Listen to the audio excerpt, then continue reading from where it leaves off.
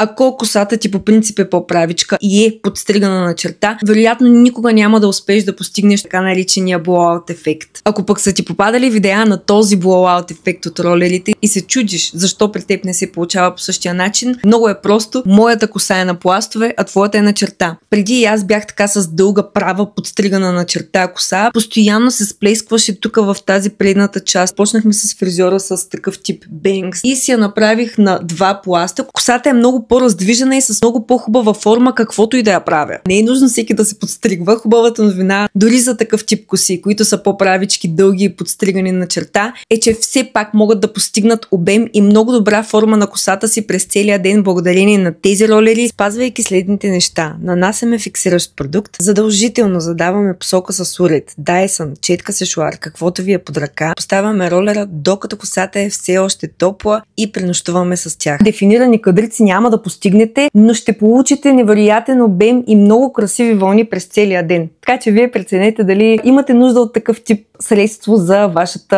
day-to-day рутина на косата. Чао!